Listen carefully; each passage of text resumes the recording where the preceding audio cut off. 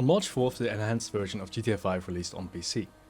Included in this release are HSW performance upgrades for new and existing cars. These upgrades give the cars a much higher top speed, which result in them potentially being a much more viable option for traveling across the map.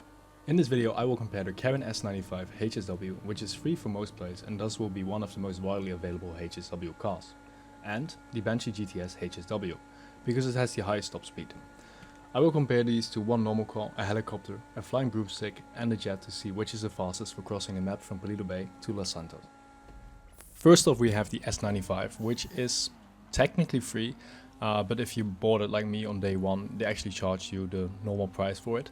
However, you do get free HSW with it, and I'm sure, like I saw already posts like of Voxer support giving it back. I'm still waiting on mine, but I'm sure they will give it back at some point as it's just a mistake. So it should be free even if you lose some money right now, but I think they're going to fix it soon. But it's free, you get HSW upgrades, you just have to upgrade the engine, brakes, turbos, that kind of stuff, but it has the HSW upgrade, so it's really cheap for HSW car. Its top speed is also quite good. It used to be like quite high up in the HSW order. I think it used to be the fastest car as well, with a top speed of 252 kilometers an hour, which is much faster than just the regular cars. For example, the Banshee GTS, which is the fastest non-HSW cars without any boost or whatever, has a top speed of around 224, 225 if I remember correctly. So it is quite a lot faster. For comparison, a Pariah will take about 3 minutes to get here. This S95 now gets 241, 242. I think it's 242.0 actually, so quite fast. The Banshee GTS, which is the next car, however, is quite a lot faster. It has a top speed of 277 kilometers per hour, which is, well, once again, a lot faster.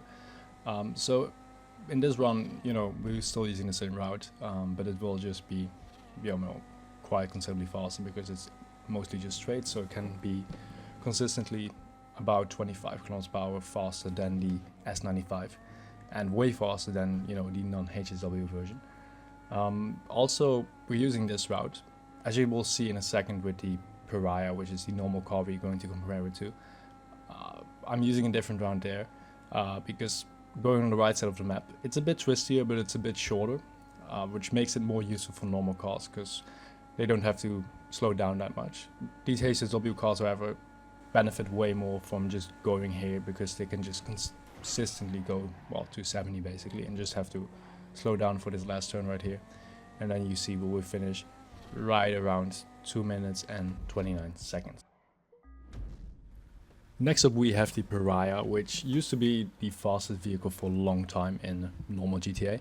It has a top speed of 136 miles per hour, or like 219 kilometers per hour, which is a tiny bit less than the Banshee GTS without HSW, but only by about 3 kilometers per hour or 2 miles per hour.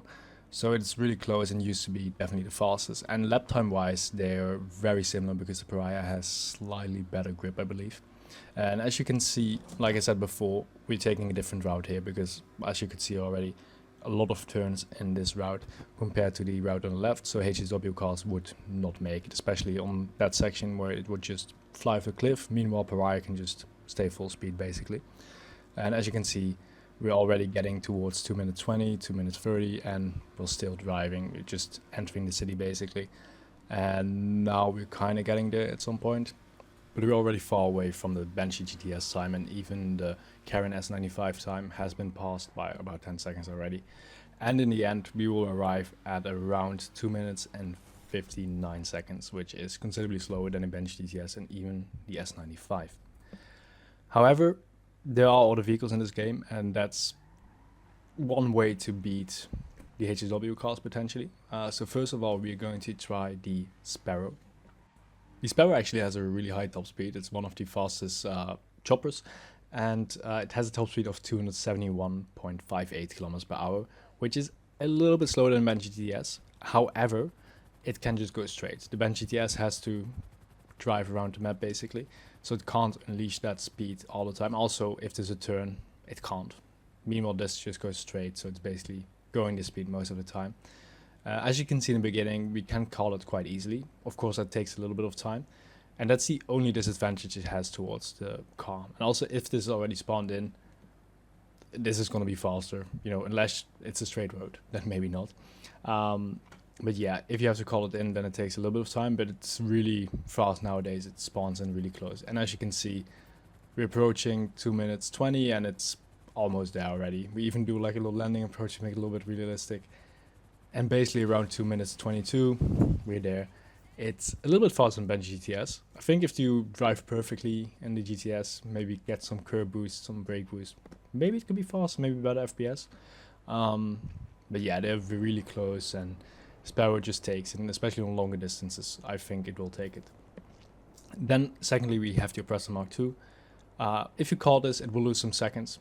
I decided, okay, maybe you don't have to call it, so you know, see this as you want. But yeah, the Oppressor Mark II, you know, starts really fast. You can just boost it once and then just kind of stay in the air. It's really easy. Of course, it's very expensive to buy, so yeah, don't buy it if you don't if you don't have the money, basically. But yeah, as you can see, you just stay. It's quite boring because yeah, it's just a motorcycle. I was actually not even looking at my screen at this point. I was just looking backwards. I was just working blind, basically. But yeah, we're just going there, and we're not even 2 minutes in, and we're already approaching the street. We're already on the street. We have to wait, and as you can see, 2 minutes, 1, 2, and we're almost there. Just one more intersection, and at around 2 minutes and 8 seconds, we're already there. Even if we had to call it in, would have been 2 minutes 20-ish. Still way faster than anything else. Next up, we have the fastest method. Little spoiler, but it's gonna be the fastest. It's the jet. It's the Raichu. It's ridiculously fast. And even though we're not starting with it, if we start with it, like, it would, you know, just blow them out of the way. It has a top speed of like 370 or something, so like way faster than anything we've seen before. But you know, let's imagine it spawns here. That's a relatively realistic spawn point. Sometimes spawns somewhere else, but you know, I just thought this would be a nice one. And yeah, as you can see, it takes some time to get here and to get it started, but then when we're off, it's already picking up speed, and you know, we're 40 seconds in, and then, well, we speed it up a bit. Now it's just flying. It's being way fast. It's also going direct, so it's obviously gaining a lot of time on the Banshee. It's also gaining time now on, for example, the Sparrow, which had probably a little bit of a head start. And as you can see now, we're at the point where the Oppressor was before, and we're already, you know, way closer to a 150 time than the Oppressor ever is. And as you can see, we'll finish at around 1 minute and 52 seconds, which is considerably faster than anything we've seen. So this is definitely still the fastest. However, HSW cars are getting relatively close, so for shorter distances, it might make sense to take a HSW car.